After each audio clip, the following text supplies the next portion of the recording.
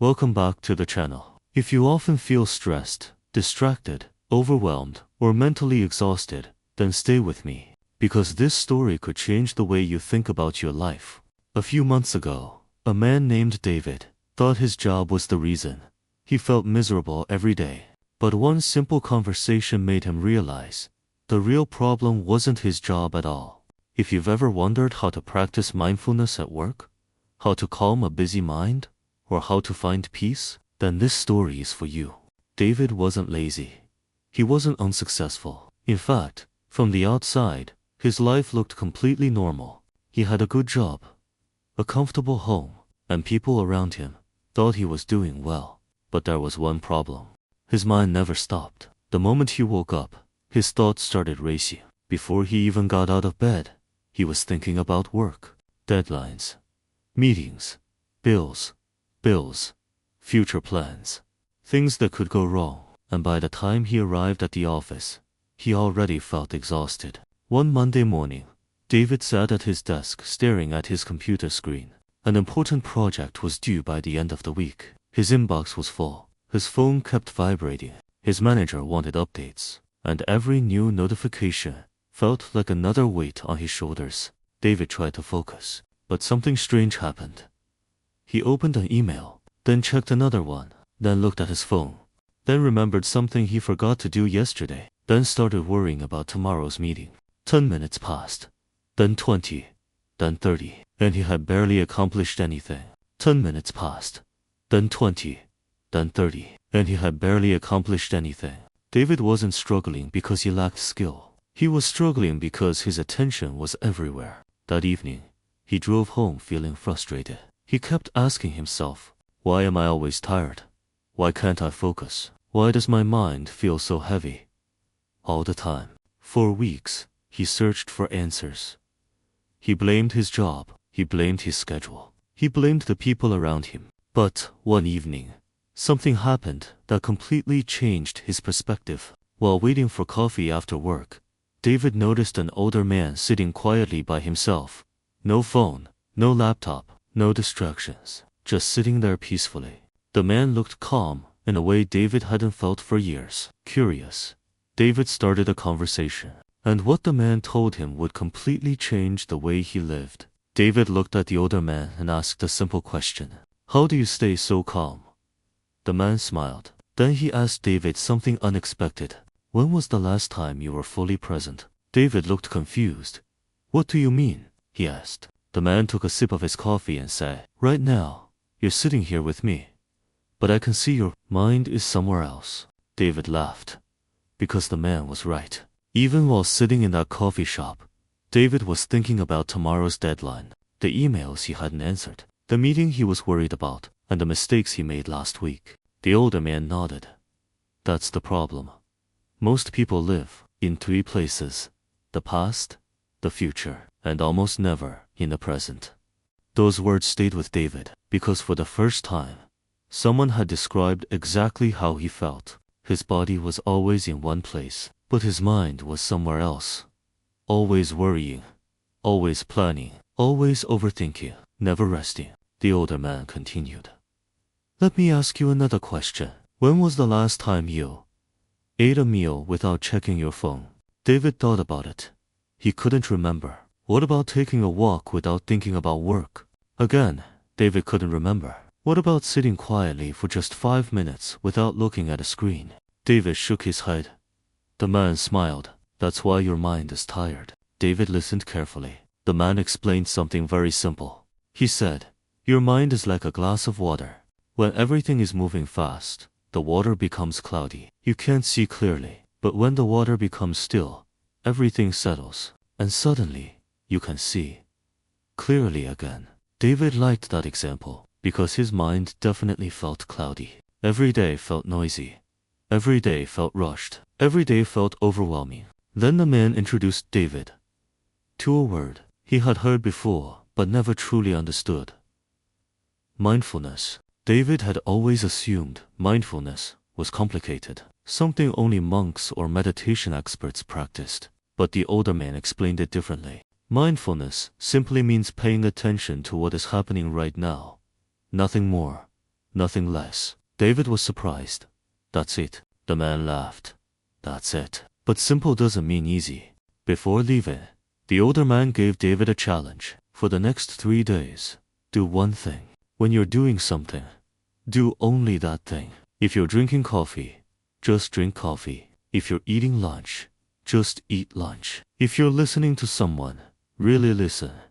No multitasking, no rushing, no trying to do 10 things at once. David wasn't sure this would help. It sounded too simple, but he decided to try.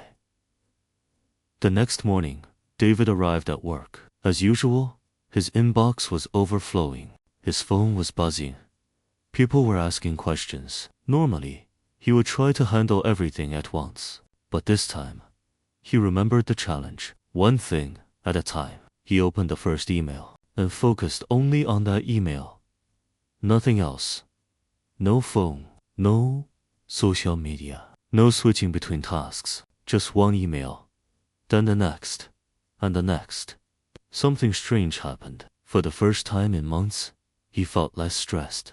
Not because the workload had changed, but because his attention had changed. Later that afternoon, another challenge appeared. A client sent a message complaining about a project. Normally, David would panic. His heart would race. His mind would immediately jump to worst-case scenarios. But this time, he paused. He took a deep breath. Just like the older man suggested. One slow breath in.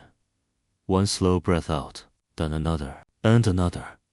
Within seconds, he felt calmer. The problem was still there. But his reaction was different. And that changed everything. That evening, as David drove home, he noticed something unusual. For the first time in a long time, his mind felt quieter. Not perfect. Not completely peaceful. But quieter. And for David, that felt like a huge victory. Because he was beginning to understand something important. Stress wasn't always caused by what was happening around him. Often, it was caused by what was happening inside his mind. And if he could learn to manage his mind, maybe he could change his life. But David was about to discover an even bigger problem. A problem that affects millions of people every single day. Overthinking. And until he learned how to deal with it, true peace would remain out of reach. The next few days went better than David expected. He was focusing on one task at a time. He was taking deep breaths when he felt stressed. And for the first time in a long time, work felt a little easier. But there was still one problem. Every night, when David got home, his mind became busy again. Very busy. He would lie in bed and think about work. Then he would think about money. Then he would remember a mistake from years ago. Then he would imagine problems that hadn't even happened yet. One thought became another, and another, and another. Sometimes an hour would pass, and he was still staring at the ceiling, unable to relax, unable to sleep, unable to stop thinking. Have you ever experienced that? Your body is tired, but your mind refuses to switch off. You want peace, but your thoughts keep running in circles. That was exactly how David felt. One evening, after another night of overthinking, David returned to the coffee shop. The older man was sitting in the same corner, calm as always. David sat down and said, "I tried what you told me. It helped. But I still can't stop overthinking." The older man smiled, almost as if he had been expecting that question. "Good," he said. "Now you're ready for the next lesson." The man picked up a napkin and placed it on the table. Then he drew a small circle. "This circle is your mind." Then he began drawing dozens of arrows pointing toward the circle. Work, money, family, health, future, mistakes, fear, stress, expectations. The napkin quickly became crowded. Then he looked at David. Most people spend their lives trying to control every arrow. They want to control everything. The future, other people, the outcome of every situation. And because they can't control everything, they become exhausted. David stared at the drawing. It made sense. A lot of sense. Because that's exactly what he was doing. Trying to control everything. Trying to predict everything. Trying to solve problems that didn't even exist yet. The older man leaned forward. "Tell me something. How many of the things you worried about last month actually happened?" David thought for a moment. "Not many," In fact, most of them never happened at all. The man nodded. That's the trick your mind plays on you. Not many. In fact, most of them never happened at all. The man nodded. That's the trick your mind plays on you. It creates imaginary problems, and then it convinces you they're real. David laughed, because he knew it was true. He had spent hours worrying about situations that never happened. Hours of stress, hours of anxiety, for nothing. Then the man shared a lesson David would never forget. He said, "Your thoughts are like people knocking on your front door. You don't have to invite every single one inside." David smiled. The older man continued, "A thought appears. What if I fail? You notice it, but you don't have to sit down and have a 3-hour conversation with it. Another thought appears. What if something goes wrong? You notice it, but you don't have to believe it. Thoughts will come. That's normal. The problem begins when you treat every thought like the truth." That idea changed something inside David. For years, he had believed every negative thought that entered his mind. If his mind said he wasn't good enough, he believed it. If his mind predicted failure, he believed it. If his mind imagined disaster, he believed it. But what if those thoughts were just thoughts? Not facts, not reality, just thoughts. That simple realization felt like freedom. Over the next week, David started practicing something new. Whenever a negative thought appeared, he would pause and ask himself, "Is this a fact? Is this a fact? Or is this just fear talking?" Most of the time, it was fear, not reality. And the moment he realized that, the thought lost some of its power. One afternoon, something happened at work. David made a mistake, a small mistake. But normally, this would have ruined his entire day. His mind would start attacking him. "You're careless. You're not good enough. You're going to fail." But this time was different. Instead of listening to those thoughts, David stopped and took a breath. Then he asked himself, "What can I learn from this?" Immediately, everything changed. The mistake became a lesson, not a disaster, not a personal failure, just a lesson. And lessons help us grow. That evening, David noticed something interesting. His life wasn't perfect. The workload was still there. The deadlines were still there. The challenges were still there. But his mind felt lighter, because he was finally learning something most people never learn. You cannot always control your thoughts, but you can choose which thoughts deserve your attention. And that changes everything. As the weeks passed, David became calmer, more focused, more confident. But there was still one habit, quietly stealing his happiness. A habit that affects millions of people every day. Comparison. Comparing yourself to others. Comparing your success, your money. A habit that affects millions of people every day. Comparison. Comparing yourself to others. Comparing your success, your money, your career, your life. And until David learned how to stop comparing himself to everyone around him, he would never experience true peace. The following week, David noticed something interesting. His stress had decreased. He was sleeping better. He was focusing better at work. And he wasn't overthinking as much as before. But there was still something bothering him, something he had never paid much attention to.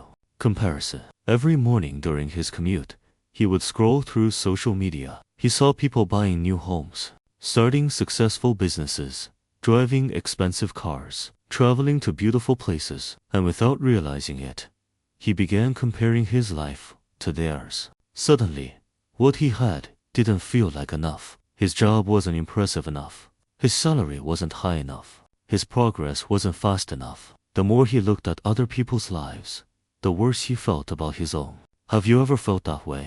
You see someone else's success and start questioning your own journey. You see someone moving ahead and feel like you're falling behind. It's a trap that millions of people fall into every day, and David was no different. One evening, he met the older man again. After a few minutes of conversation, David admitted what was bothering him. "I feel like everyone else is doing better than me." The older man smiled, not because he was laughing at David, but because he had heard those words many times before. Then he asked the question, "When you look at social media, what do people usually post?" David thought for a moment. "The best parts of their lives." "Exactly," the man replied. People show their victories. They rarely show their struggles. They show the promotion, but not the years of hard work. They show the new car, but not the sacrifices it took to buy it. They show the success, but not the failures that came before it. David said quietly. The man was right. He was comparing his real life to someone else's highlight reel, and that comparison was stealing his peace. The older man picked up his coffee and said something David would remember forever. Comparison is the thief of joy. If you're always looking at someone else's life, you'll never fully appreciate your own. Those words hit hard, because David realized he had been doing exactly that. Instead of celebrating his progress, he was focusing on what others had. Instead of appreciating how far he had come, he was worrying about how far he still had to go. And because of that, he never felt satisfied. That night, David tried something different. Instead of comparing himself to other people, he compared himself to the person he had been 6 months earlier. 6 months ago, he was constantly stressed. He couldn't focus. He overthought everything. He felt exhausted all the time. Now things were different. Not perfect, but better. Much better. For the first time, David realized something important. The only person he needed to compete with was the person he used to be. Over the next few days, David stopped checking social media every chance he got. Instead, he used some of that time to reflect. He started writing down small wins. Nothing huge, just simple victories. Finished an important task, stayed calm during a stressful meeting, went for a walk instead of worrying, got a good night's sleep. At first, these achievements seemed small, but something surprising happened. The more David noticed his progress, the more confident he became. Because success is not always about giant leaps. Sometimes it's about small improvements repeated every day. A few weeks later, another challenge appeared. A major project at work didn't go as planned.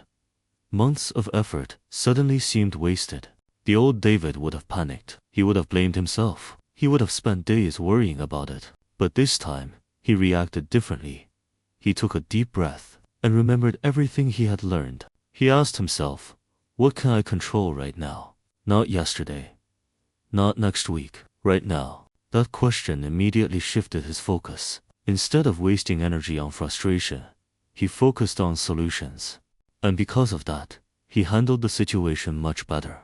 The older man later explained something powerful. He said, life becomes easier when you stop asking why something happened and start asking what you can do next. David loved that idea, because it turned problems into opportunities. Instead of feeling stuck, he felt empowered. Instead of feeling helpless, he felt capable. And slowly, his confidence grew. But the biggest lesson was still waiting for him. One day, while walking through a park, David noticed something. Children were laughing. Birds were singing. The sun was shining. People were enjoying the day. And for the first time in years, David wasn't thinking about work. He wasn't worrying about tomorrow. He wasn't replaying the past. He was simply present, fully present. And in that moment, he felt something he hadn't felt for a very long time. Peace. Real peace. Not because his problems disappeared, not because life became perfect, but because he finally learned how to live in the present moment. David was beginning to understand that happiness wasn't hidden in the future. It wasn't waiting in a promotion, or a bigger paycheck, or the perfect life. It was available right now. In simple moments, in gratitude, in awareness, in being present. But there was still one final lesson. The older man wanted David to learn. A lesson about purpose, happiness, and creating a life filled with meaning. And that lesson would tie everything together. A few days later, David met the older man one last time. By now, many things had changed. He wasn't the same person who had walked into that coffee shop months ago. His job was still demanding. He still had responsibilities. Problems still appeared from time to time. But something inside him was different. His mind was calmer. His focus was stronger, and for the first time in years, he felt like he was actually living instead of simply surviving. As they sat together, David smiled and said, "You've taught me so much. But there's one thing I still don't understand." The older man looked at him and asked, "What is it?" David thought for a moment. Then he said, "How do I stay happy?" The older man smiled. because he knew this was the question most people spend their entire lives trying to answer. He took a sip of coffee and said, "Most people look for happiness in places where it doesn't exist." He took a sip of coffee and said, "Most people look for happiness in places where it doesn't exist. They think happiness is waiting for them in the future. A better job, more money, a bigger house, a perfect relationship, a perfect life." Then he paused. And when they finally get those things, they discover something surprising. They still aren't happy. David nodded. He had seen that happen before. People achieve their goals, but after a short time, they start chasing something else. And then something else. And then something else. The finish line keeps moving. The older man continued. Happiness is not something you chase. It's something you create. David listened carefully. Every day, you decide where your attention goes. You can focus on what is missing, or you can focus on what you already have. You can focus on problems, or you can focus on opportunities. You can focus on fear, or you can focus on growth. Your attention shapes your experience of life.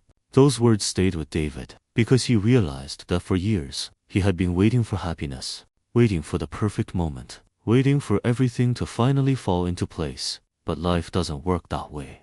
There will always be another challenge, another goal, another obstacle. If happiness depends on a perfect future, you'll never reach it. As the conversation continued, the older man shared one final lesson. He said, "David, life is a lot like driving a car. When you spend all your time looking in the rearview mirror, you crash. When you spend all your time staring far down the road, you miss what's right in front of you."